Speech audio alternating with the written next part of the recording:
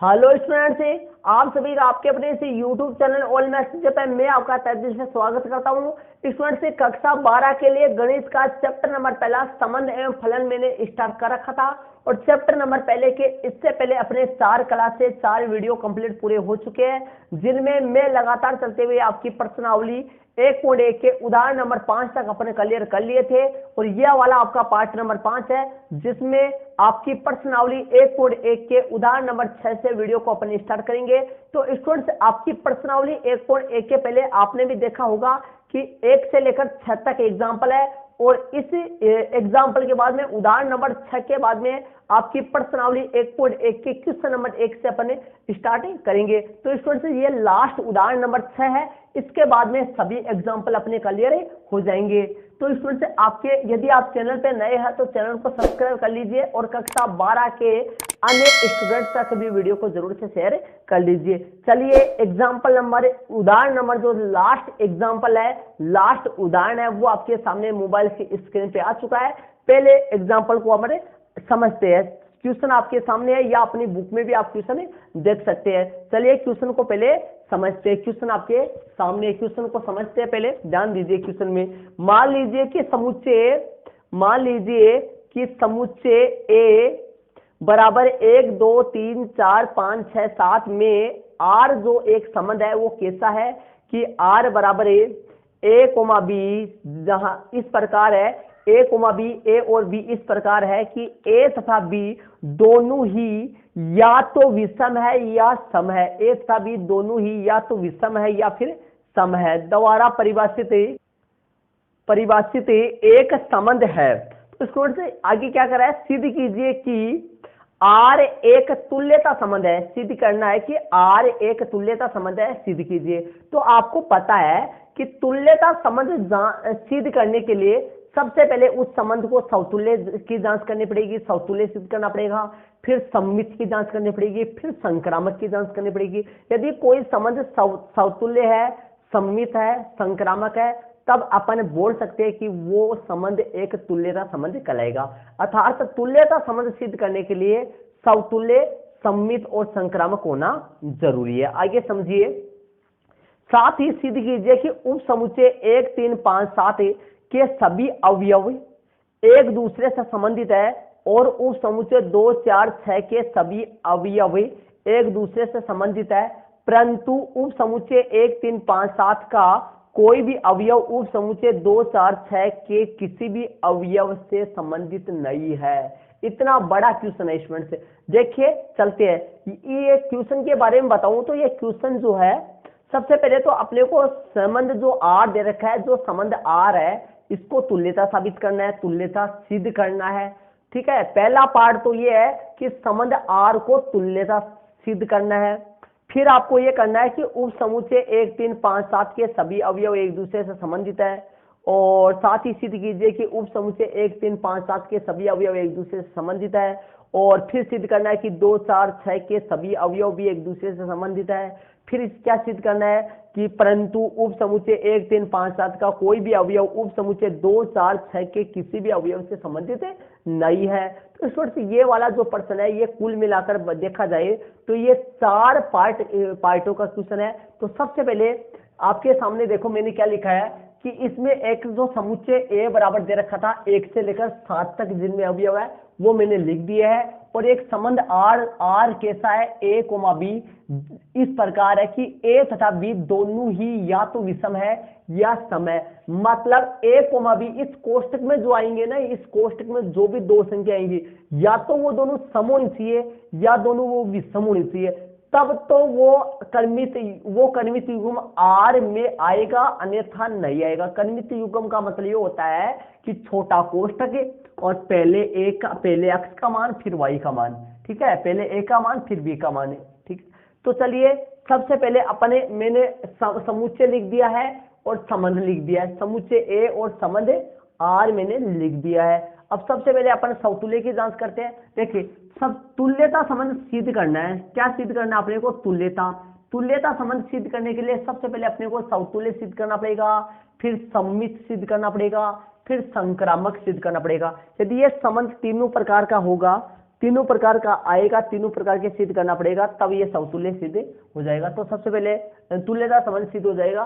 तो सबसे पहले अपने को इसके लिए क्या सिद्ध करना है, समतुल्य के लिए। सबसे पहले मैं एडिंग लगा देता हूं समतुल्य। तो समतुल्य के लिए सबसे पहले अपने को सिद्ध करना है, तो मैंने समतुल्य सबसे पहले एडिंग लगा दिया समतुल्य। तो समतुल्य में क्या लिखेंगे कि समुच्चय ए के, देखिए इसमें क्या लिखेंगे अपन, समुच्चय ए के प्रत्येक अवयव,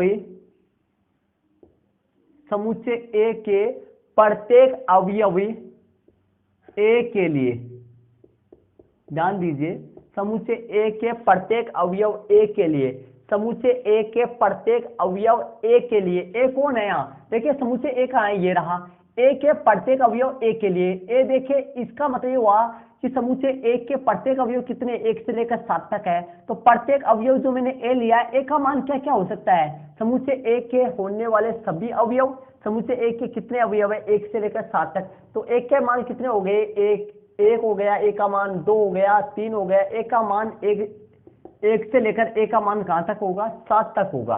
ठीक है, तो देखिए अब अपने क्या लिख देते हैं, यहां ए यहां इस लैंग्वेज में लिखते थे, इस लैंग्वेज यहां ए तथा ए, ध्यान दीजिए इस लैंग्वेज में लिख रहा हूं, यहां ए तथा ए दोनों ही या तो विषम है या सम है, दोनों ही या तो विषम है या सम है। ध्यान से समझिए, समुच्चय ए के प्रत्येक अवयव ए के लिए, समुच्चय कैपिटल ए के समुच्चय कैपिटल ए के प्रत्येक अवयव ए के लिए ए तथा ए दोनों ही या तो विषम है या सम है। तो कहने का मतलब ये हो गया कि यदि कोई भी दो नंबर सेम लिए जाए हैं, एक से अब ए का मान देखिए, समुच्चय ए कौन सा है, ये है, इसमें कौन से अवयव है, 1 से लेकर 7 तक है। तो यहां पर ए का जो मान हो गया वो 1 से लेकर 7 तक हो गया। कितना हो गया, 1 से लेकर 7 तक हो गया। तो बताइए, या तो यहां एक आएगा, तो दोनों एक क्या होंगे, दोनों यहां पर आने वाली जो संख्या है दोनों या तो विषम होनी चाहिए या सम। तो ए का मान 1 लूं तो 1 होगा, 1 दोनों क्या है, विषम है, सही है, वो कर्मित युग्म आर में आएगा। 2 लो तो 2 दोनों कैसा है, सम है, तो ये भी आ सकता है। 3 विषम है, ये भी आ सकता है। 4 सम है, ये भी आ सकता है। 5 विषम है, ये भी आ सकता है। इस तरीके से सारे आ सकते हैं, 7 तक आएंगे। तब अपने को क्या प्राप्त हो गया कि, ध्यान दीजिए, तब अपने को प्राप्त हो गया कि a, बिलोंग्स टू आर होगा। a, जो है वो वो संबंध आर का क्या होगा, एक कर्मित युग्म होगा, प्रत्येक अवयव होगा, एक कर्मित युग्म होगा, अर्थात a, संबंध आर का एक अवयव होगा। ठीक है, तो क्या लिख देंगे अभी, इसलिए आर क्या है, इसलिए आर समतुल्य है। आर कैसा है, समतुल्य है। ठीक है, अब जांच अपन करते हैं किसके लिए, इसलिए आर क्या है, समतुल्य। अब जांच अपन करते हैं सममित के लिए, सममित की जांच अपन करते हैं, सममित की जांच अपन करते हैं। देखिए सममित के लिए जांच कैसे करेंगे, यदि a, b belongs to R, यदि a, b belongs to R, इसका मतलब क्या हो गया, इसका मतलब यहां पर देख लीजिए, a, b belongs to R है, तो a, b का मतलब क्या हो गया, a तथा b, इसका मतलब क्या हो गया, इसका मतलब लिखेंगे a तथा b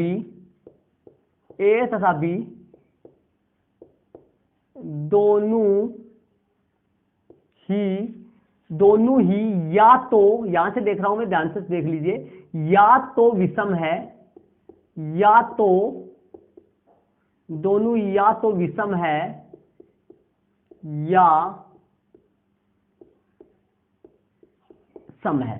मतलब आपको पूरी बातें अच्छी तरीके से क्लियर करनी है, कुछ भी अपन मिस नहीं करेंगे, चाहे टाइम लग जाए कोई दिक्कत नहीं होगा, टाइम लग जाए।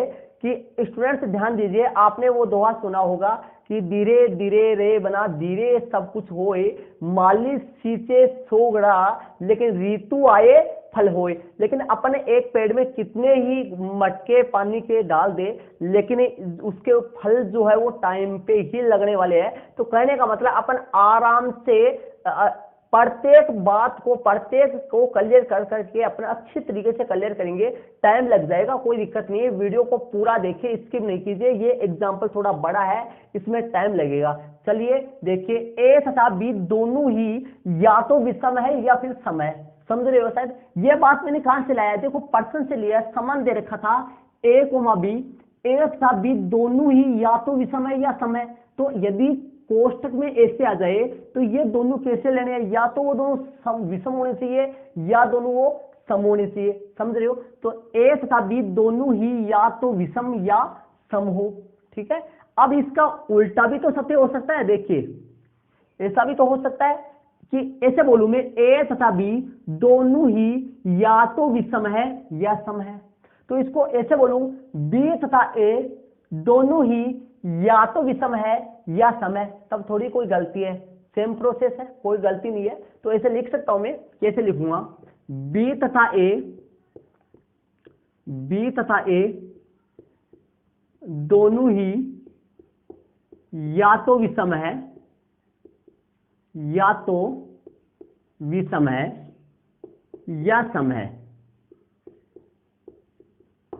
समझ गए होंगे सर? ऐसा लिख सकते हैं अपन, कोई गलती नहीं करिए कि भाई ए तथा बी दोनों ही या तो विषम है या सम है, तो बी तथा ए बी तो दोनों ही या तो विषम है या फिर सम है। ठीक है, इससे क्या आया अपने पास, देखो ए कोमा बी से अपने पास ये लाइन प्राप्त होगी।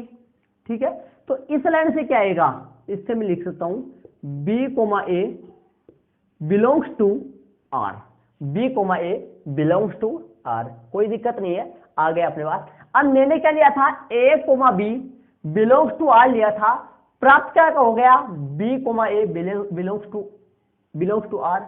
लेकिन ध्यान रखना, ऐसे अपन यदि संख्या, देखो ये सवाल में 1 से लेकर समुच्चय ए में 1 से लेकर 7 तक अवयव दे रखे हैं, इन 7 को लेके भी अपन कर सकते हैं, इन 7 को लेके भी अपन कर सकते हैं। जैसे यहां पर लूंगा मैं 1 2 लूं, जैसे मान लो 1 2 तो नहीं लूंगा, या तो विषम लूं या फिर सम लूं, तो ऐसे ले लेता हूं 1 3 लेता हूं, यहां पर 1 3 लेता हूं, 1 3। यदि 1 3 यदि 1 कोमा 3 ये आप जानते हैं कि आर में आएगा। क्यों आएगा भाई आर में, क्योंकि 1 3 दोनों के दोनों विषम है। समझ रहे हो क्या, दोनों के दोनों, यदि 1 3 यदि आर में आएगा तब तो 3 1 भी आर में आएगा, तब तो 3 1 भी आर में बिलोंग करेगा। 1 3 आर में बिलोंग कर रहा है, तब 3 1 भी आर में बिलोंग करेगा। ठीक है, तो इसका मतलब ये हुआ, ऐसा कोई भी ले सकते हो आप, लेकिन दोनों या तो सम लेने हैं या दोनों विषम लेने हैं, जान रहे, समझ रहे हो, या तो दोनों सम लो या फिर दोनों विषम लो, तो उनका विलोम भी तो उससे समझ में आएगा, क्योंकि वहां पर भी तो सम और विषम, यहां पर दोनों विषम है, तो उल्टा करने पर भी तो दोनों विषम ही है, तो ये आर में रहेगा तो ये भी आर में आएगा। इसका मतलब आर जो है वो एक क्या हो गया, सम्मित संबंध है। तो यहां लिख देंगे, इसलिए आर क्या है, आर जो कैसा संबंध है, सम्मित है, इसलिए आर सम्मित है। अब चलते हैं संक्रामक में, संक्रामक की जांच अपन करते हैं। संक्रामक के लिए अपन लिखते हैं, संक्रामक की जांच अपन करेंगे। तो स्टूडेंट से ध्यान दीजिए, संक्रामक के लिए अपन एडिंग डाल लेता हूं, संक्रामक। संक्रामक के लिए देखिए, संक्रामक के लिए किस तरीके से सिद्ध करेंगे, ध्यान से देखिए, यहां पर मैंने लिख दिया है संक्रामक। आपको अलग अलग पेन लगाने की जरूरत नहीं है कि भाई आप भी अलग अलग लगा सकते हो, लगाना चाहो तो फेयर नोटबुक में कर सकते हो, बल्कि एग्जाम में ऐसा नहीं अलग अलग पेन यूज करना। ठीक है, चलिए संक्रामक के लिए यहां से देखो, मैंने सम्मित के लिए a, b से शुरुआत की है, तो संक्रामक में शुरुआत कहां से करूंगा, a, b, c, यहां से स्टार्ट करूंगा, a, b, c, है ना। तो कैसे लिखूंगा, ध्यान दीजिए, संक्रामक में अपन कैसे करने वाले हैं, यदि A comma B belongs to R, यदि A comma B belongs to R, A comma B belongs to R और B comma C belongs to R, A comma B belongs to R तथा B comma C belongs to R. मैं यहाँ पर लिख देता हूँ वापस, आपको दिखाई नहीं देगा, B comma C belongs to R, ये आपके सामने है। ठीक है, मैंने दोनों ले लिया, A comma B belongs to R आ रहा है और B comma C belongs to R आ रहा है। तो मैं संख्या लेके आपको बताता हूँ। देखिए, जैसे मैं ले लेता हूँ 1 3 ले लूँ, चलो 1 3 बिलोंग्स टू आर आ रहा है और यहाँ से 3 से स्टार्ट होना चाहिए। कौन सा स्टार्ट होना चाहिए? 3 से। तो 3 कोमा 5 ले लेता हूँ। ठीक है, 1 3 आर में आ रहा है, आएगा क्योंकि 1 3 दोनों विषम है, ये आर में बिलोंग करेगा। 3 5 भी दोनों विषम है, ये भी आर में आएगा। तब अपने पास देखिए इन 3 को और इस 3 को छोड़ दो तो कौन आएगा? 1 और 5, 1 और 5, 1 5 भी आर में आएगा क्या है बता दो? ये दोनों विषम है, ये दोनों विषम है, ये दोनों आर में आ रहे हैं। तो यदि ये दोनों आर में आ रहे हैं तो क्या 1 5 भी आर में आएगा क्या?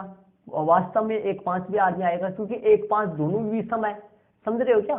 तो कहने का मतलब यदि ए कोमा बी आर में आ रहा है और बी कोमा सी भी आर में आ रहा है, तब क्या ए कोमा सी भी आर में आएगा क्या? देखते हैं, चलिए समझिए। इसको कैसे लिखोगे? इसको क्या लिखोगे? किससे लिखोगे? देखिए, इसको लिखते हैं पहले। इसको क्या लिखोगे? यहां से लिखोगे, देखिए यहां से ए तथा बी, क्या लिखोगे? ए तथा बी, इसका मतलब क्या हो गया? ए तथा बी, ए तथा बी दोनों ही या तो विषम है, या तो दोनों ही या तो विषम है या सम है, या सम है। दोनों ही ए तथा बी दोनों ही या तो विषम है या सम है। और अब देखिए, ये तो हो गया ना। अब इसके लिए लिखिए, बीच में लगा देता हूं और। ध्यान दीजिए, ये पूरा नहीं हुआ, सेंटेंस से जुड़ रहा है। ये जो है ये पूरा नहीं हुआ। देखिए, ए तथा बी दोनों ही या तो विषम है या सम है और बी तथा सी, इसके लिए लिखेंगे, यहां पर तीर का निशान नहीं आएगा, ध्यान रहे। बी तथा सी दोनों ही या तो विषम है, दोनों ही या तो विषम है, दोनों ही या तो विषम है या सम है। ये पूरा हो चुका है। अब इन दोनों से क्या सारांश मिला अपने को? इन दोनों से सारांश ध्यान दीजिए, इन दोनों से क्या मिला? ए तथा बी दोनों ही या तो विषम है या सम है, बी तथा सी दोनों ही या तो विषम है या सम है। तो बताइए, यदि ए तथा बी दोनों विषम है, ए तथा बी दोनों विषम है और बी तथा सी दोनों विषम है, तो ए और सी भी तो होगा। ए तथा बी दोनों ही विषम है या सम है, बी तथा सी दोनों ही विषम है या सम है, तब ए तथा सी भी दोनों ही या तो विषम होगा या फिर सम ही होगा। ए और सी के लिए भी यह बात क्या होगी? सत्य होगी। तो क्या लिख देते हैं? ए तथा सी दोनों ही या तो क्या लिखेंगे? ए तथा, इससे क्या प्राप्त हुआ? क्या निकला अपने पास? ए तथा सी दोनों ही या तो विषम है या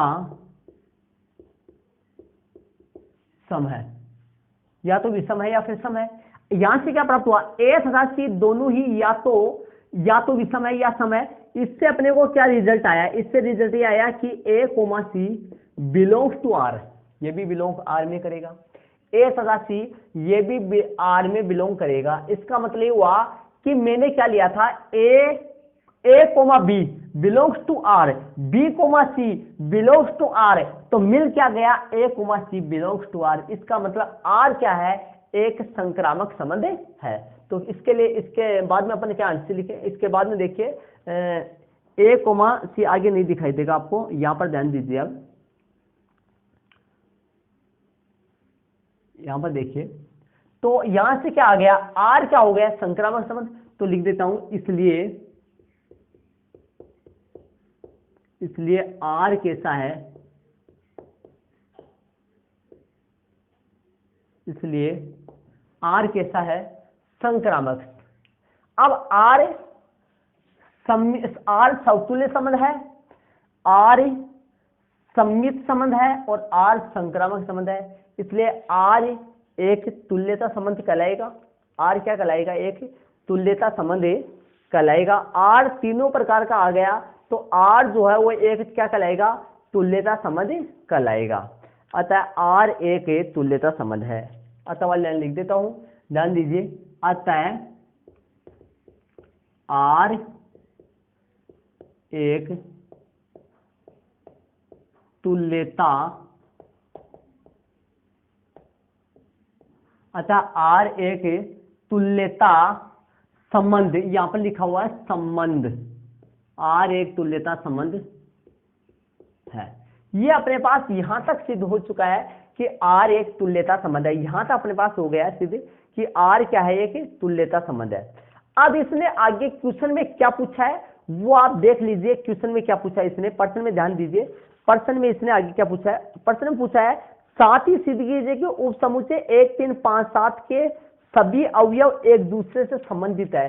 उप समुच्चय 1 3 5 7 के, देखिए ये उप समुच्चय 1 3, यदि इसमें से इनमें जो अवयव है, देखिए इनमें सभी अवयवों में से 1 3 5 7 ये जो अवयव है ये इनमें से लिया गया है।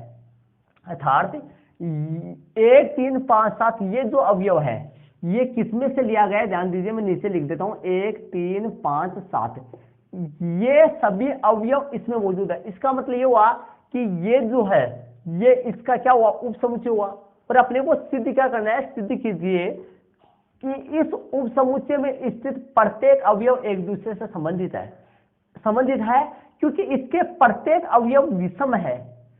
और अपने यहाँ संबंध क्या है कि या तो दोनों विषम होने चाहिए या दोनों सम होने चाहिए। तो इसके प्रत्येक अवयव विषम है, तो ये जो उप समुच्चय है इसका प्रत्येक अवयव एक दूसरे से संबंधित है। तो इसमें क्या लिख देना, उप समुच्चय 1 3 5 7 के सभी अवयव एक दूसरे से संबंधित है, लिख देता हूं। इसके नीचे ध्यान दीजिए, उप समुच्चय 1 3 5 7 के सभी अवयव, यहां से ध्यान दीजिए। इसके बाद में यहां पर ध्यान दीजिए, यहां पर नीचे लिख देता हूं, मैं दिखाई नहीं देगा आपको।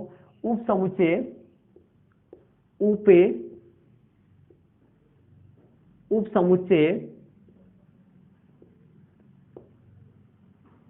समुच्चय 1 3 5 7 के सभी अवयव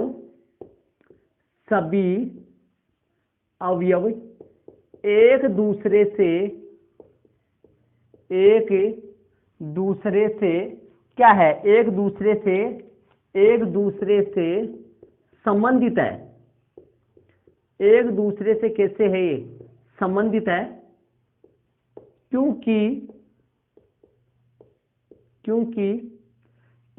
उप समुच्चय 1 3 5 7 के सभी अवयव एक दूसरे से क्या है, संबंधित है। क्योंकि इसके प्रत्येक अवयव विषम है। कैसे है इनके, क्योंकि ये सभी अवयव, क्योंकि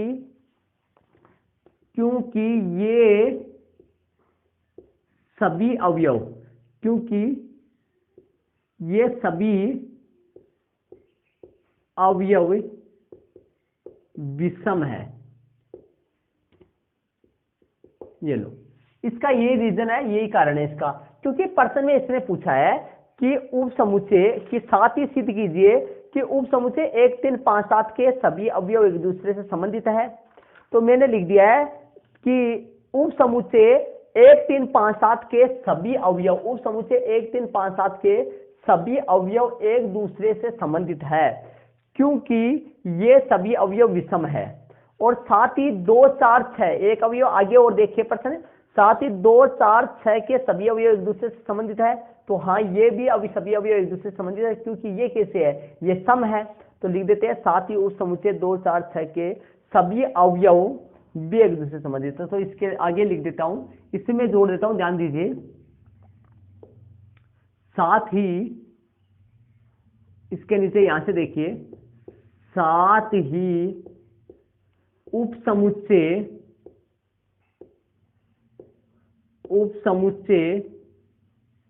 2 4 6 के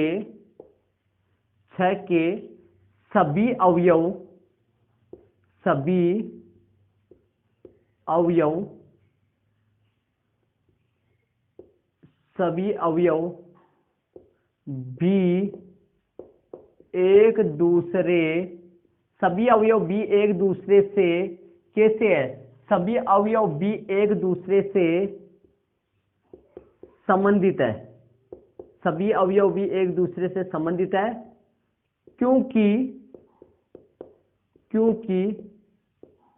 ये सभी,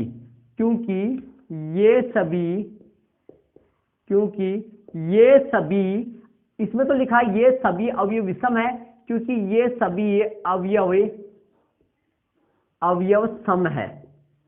तो स्टूडेंट से ध्यान दीजिए, अपने को दो उपसमुच्चय दे रखे हैं और इनके लिए अपने को साबित करना है कि उपसमुच्चय 1 3 5 7 के सभी अवयव एक दूसरे से संबंधित है, क्योंकि ये सभी अवयव विषम है, और साथ ही उपसमुच्चय 2 4 6 के सभी अवयव भी एक दूसरे से संबंधित है, क्योंकि ये सभी अवयव सम है।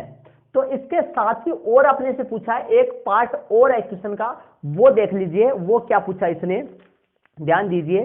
परंतु उपसमुच्चय 1 3 5 7 का कोई भी अवयव, 1 3 5 7 का कोई भी अवयव, परंतु उपसमुच्चय, प्रश्न आपके सामने है, प्रश्न में देख लीजिए, मैं बुक में से देख रहा हूं, यहां से प्रश्न में देख लीजिए। परंतु उपसमुच्चय 1 3 5 7 का कोई भी अवयव उपसमुच्चय 2 4 6 के किसी भी अवयव से संबंधित नहीं है। क्यों नहीं है, देखिए, परंतु इसने पूछा है, परंतु सिद्ध करना है अपने को कि वास्तव में परंतु 1 3 5 7 का कोई भी अवयव उपसमुच्चय 2 4 6 के किसी भी अवयव से संबंधित नहीं है, और इसको सिद्ध करना है कि वास्तव में नहीं है, कि नहीं है। आप देख लीजिए क्यों नहीं है, क्योंकि अब यहां पर उपसमुच्चय 1 3 5 7 का कोई भी अवयव उपसमुच्चय 2 4 6 के किसी भी अवयव से संबंधित नहीं है, क्योंकि इसके प्रत्येक अवयव विषम है और इसके प्रत्येक अवयव सम है। इसलिए विषम दोनों, या तो अपना संबंध क्या था, दोनों या तो विषम होने चाहिए, दोनों या फिर सम होने चाहिए। तो यदि इसका कोई भी अवयव इसके किसी भी अवयव से संबंधित नहीं होगा, क्योंकि यदि इसका कोई भी अवयव लूंगा तो वो विषम आएगा, और जो कि यहां वाले सम से कनेक्ट मतलब संबंधित नहीं होगा। जैसे इसमें 1 लूं, इसमें 2 लूं, तो बताओ 1 2 जो है वो आर में आएगा क्या, 1 2 not belongs to R, 1 2 R में नहीं आएगा। क्यों नहीं आएगा, तो समझिए 1 2 आर में इसलिए नहीं आएगा क्योंकि 1 जो है वो ए का मान है और 2 जो है वो बी का मान है, और ए और बी या तो दोनों विषम होने चाहिए या दोनों सम होने चाहिए, लेकिन यहाँ 1 तो विषम है और 2 कैसा है, सम है। इसलिए 1 2 जो आर में नहीं आएगा, आर में बिलोंग नहीं करेगा। इसका मतलब ये हो गया कि इस समुच्चय का कोई भी अवयव 2 4 6 के किसी भी अवयव से संबंधित नहीं होगा। क्यों नहीं होगा, क्योंकि इसके सभी अवयव विषम है और इसके सभी अवयव सम है। शायद आपको समझ में आ गया होगा, लिख देते हैं। परंतु उपसमुच्चय 1 3 5 7 का कोई भी अवयव, परंतु इसके आगे ध्यान दीजिए, मैं यहां से लिख रहा हूं, यहां से परंतु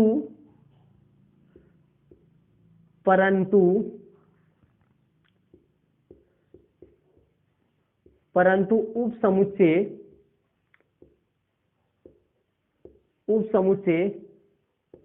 1 3 5 7 का कोई भी अवयव, 1 3 5 7 का कोई भी अवयव, 1 3 5 7 का कोई भी अवयव, यहां पर लिखा है का कोई भी अवयव, 1 3 5 7 का 1 3 5 7 का, 1 मिनट स्टूडेंट्स, अपने पास जगह की प्रॉब्लम है तो मैं यहां से लिख रहा हूं, ध्यान दीजिए, इसको मैं थोड़ा ऊपर कर रहा हूं। परंतु उप समुच्चय 1 3 5 7 का कोई भी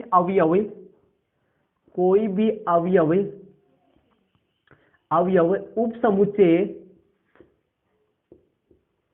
कोई भी अवयव उप समुच्चय 2 4 6 के किसी भी अवयव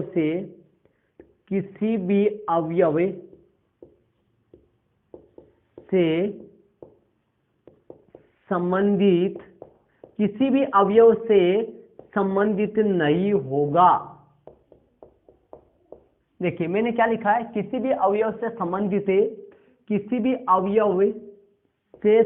नहीं होगा। ध्यान दीजिए, परंतु उप समुच्चय 1 3 5 7 का कोई भी अवयव उप समुच्चय 2 4 6 के किसी भी अवयव से संबंधित नहीं होगा, क्योंकि उप समुच्चय 1 3 5 7 का प्रत्येक अवयव विषम है, जबकि उप समुच्चय 2 4 6 का प्रत्येक अवयव सम है। तो आगे ये लिखना है, क्योंकि वाली लाइन लिखनी है। आपको नीचे से शायद दिखाई देगा या फिर नहीं देगा, मैं ऐसा करता हूं, ऊपर लिख देता हूं इस लाइन को। ध्यान दीजिए, इस लाइन को मैं ऊपर लिख रहा हूं, नहीं होगा। इसके बाद में आपको ऊपर जाना है और ऊपर से लिखना है। ध्यान दीजिए, मेरे पास जगह कम है, यहां से लिखना है आपको।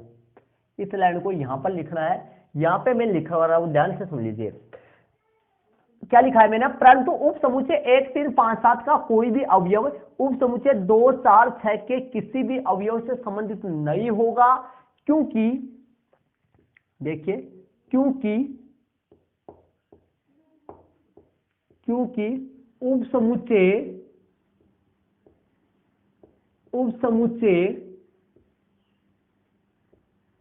1 3 5 7 के सभी अवयव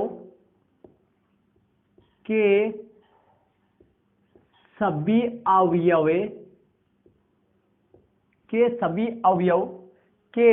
1 3 5 7 के सभी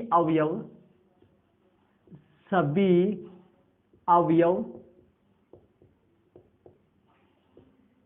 विषम है, क्योंकि उप समुच्चय 1 3 5 7 के सभी अवयव विषम है, जबकि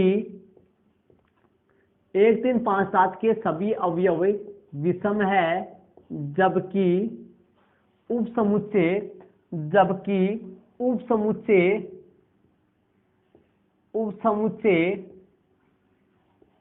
2 4 6 के सभी अवयव 2 4 6 के सभी अवयव सम है। तो ये स्टूडेंट्स अपना इसमें सिद्ध करने के लिए बोल रहा था, तो ये जो इसका इति सिद्धम यहाँ पर लगा देंगे अपन, सिद्ध हो चुका है, यहाँ पर लिख देंगे इति सिद्धम। तो ध्यान दीजिए, मैं इसको पूरा अच्छी तरीके से आपको क्लियर कराता हूँ, ध्यान से समझने की कोशिश कीजिए आप। सबसे पहले मैंने क्या किया था कि ध्यान दीजिए, फिर से मैं रिवाइज करवा देता हूँ पूरा, इसको ध्यान से समझिए आप। सबसे पहले समुच्चय ए मैंने 1 2 3 4 5 6 7 लिख दिया है। उसके बाद में संबंध आर दे रखा है, एक संबंध आर क्या कर रहा है, ध्यान दीजिए, संबंध आर ऐसा है ए कोमा बी, और ए तथा बी यहाँ पर जो आने वाले जो संख्या है, या ए तथा बी दोनों या तो विषम होंगे या फिर दोनों सम होंगे, इसने ऐसा बोला है। फिर देखिए, उस समतुल्य के लिए क्या करना है अपने को, समुच्चय ए के प्रत्येक अवयव स्मॉल ए के लिए यहाँ ए तथा बी दोनों ही या तो विषम है या फिर सम है। आपको पता है ए लेंगे तो यदि 1 1 लेंगे 1 1 या तो दोनों 1 1 दोनों विषम ही है, 2 2 लूंगा तो दोनों जो है वो सम है, 3 3 लूंगा तो दोनों विषम है। तो कहने का मतलब खुद का खुद से संबंध है, तो समतुल्य हो गया। सम्मिश्र के लिए ए तथा बी मैंने लिया, ए तथा बी दोनों ही विषम है, दोनों ही या तो विषम है या सम है, तथा इस बात को ऐसे भी लिख सकता हूं मैं, बी तथा ए दोनों ही विषम है या फिर सम है। तो बी कोमा ए अपने पास बिलोंग टू आर आ गया। जब अपने पास A B belongs to R है तो B A B belongs to R होगा, आर सममित भी है, और संक्रामक के लिए A B belongs to R तथा B C belongs to R. इस बात को हिंदी में लिखेंगे ए तथा बी दोनों ही या तो विषम है या सम है, और बी तथा सी दोनों ही या तो विषम है या सम है। इस बात को लिख सकते हैं ओपन, ए तथा सी दोनों ही या तो विषम है या फिर सम है। क्लियर हो गया यहाँ तक। अब इसके आगे देखिए स्टूडेंट्स, इसके आगे देखिए A C belongs to R. जब A B belongs to R और B C belongs to R है तो अपने पास प्राप्त हो गया A C belongs to R. इसका मतलब हो गया आर जो है, इसके बाद में आपको कहां जाना है ध्यान दीजिए, इसके बाद में आपको यहाँ पर जाना है इस तरीके से। इसलिए आर क्या है, संक्रामक है। आर कैसा है, संक्रामक, अतः आर एक तुल्यता संबंध है। यहां तक अपना आर जो है एक तुल्यता संबंध हो गया। इसके आगे अपने को 3 बातें और सिद्ध करवा रहा है। सिद्ध ये करवा रहा है, एक उपसमुच्चय दे दिया 1 3 5 7, और 1 3 5 7 के लिए बोला है कि इसके प्रत्येक अवयव आपस में संबंधित है क्या, अर्थात 1 3 आर में आएगा क्या, 1 3 आर में आएगा क्योंकि दोनों विषम है। 1 5 आएगा क्या, आएगा। 2 3 आएगा क्या, ये 3 5 आएगा क्या, आएगा, दोनों विषम है। 5 7 भी आएगा, आएगा, दोनों विषम है। तो कहने का मतलब इसके प्रत्येक अवयव आपस में संबंधित होंगे क्योंकि ये प्रत्येक अवयव क्या है, विषम है। तो उप समुच्चय 1 3 5 7 के सभी अवयव एक दूसरे से संबंधित है क्योंकि ये सभी अवयव विषम है। ठीक है, एक तो यहां तक बन गया, मतलब यहां से लेकर यहां तक बन गया। दूसरा देखिए, साथ ही उप समुच्चय 2 4 6 के सभी अवयव भी एक दूसरे से संबंधित है क्योंकि ये सभी अवयव सम है।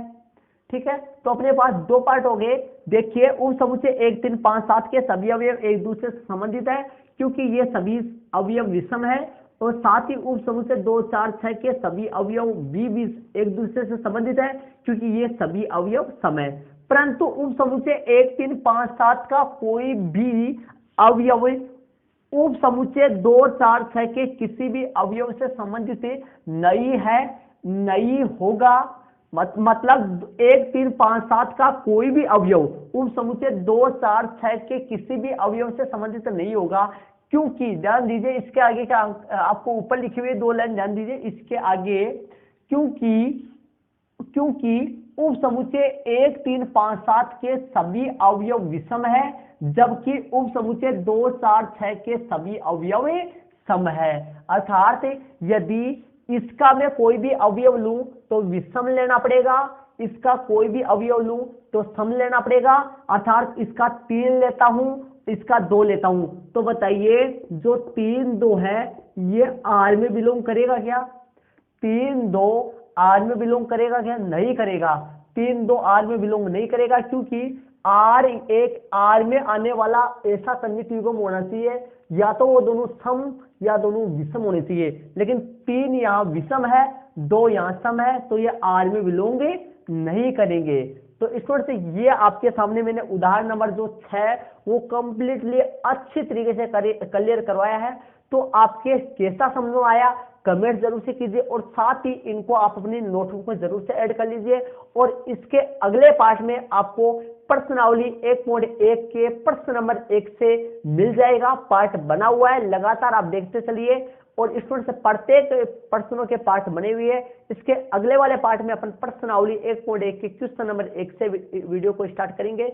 पार्ट बना हुआ पहले से, लगातार आप देख लीजिए। इस तरह से वीडियो कैसा लगा, साथ ही आपके उदाहरण नंबर जो 6 वो अच्छी तरीके से क्लियर हुआ कि नहीं हुआ, आप कमेंट्स जरूर से कीजिए। और अच्छा लगा तो वीडियो को लाइक कीजिए, और कक्षा 12 के अन्य स्टूडेंट्स तक वीडियो को जरूर से शेयर कर दीजिए। आपके सामने ऐड कर लीजिए, सही ऐड करना इस तरीके से, ये यहाँ से यहाँ होगा, इसके बाद में यहाँ तक, इसके बाद में यहाँ से ये ऐड करना है, उसके बाद में यहाँ से लास्ट वाली 2 लाइन यहाँ पे मैंने पूरा अच्छी तरीके से क्लियर करवाया। इसी तरीके से इतना टाइम लग चुका है, मैंने पूरा क्लियर आपको करवाया है। ओके स्टूडेंट्स, इसी के साथ अपने अगले वाले पार्ट में मिलते हैं। जय हिंद।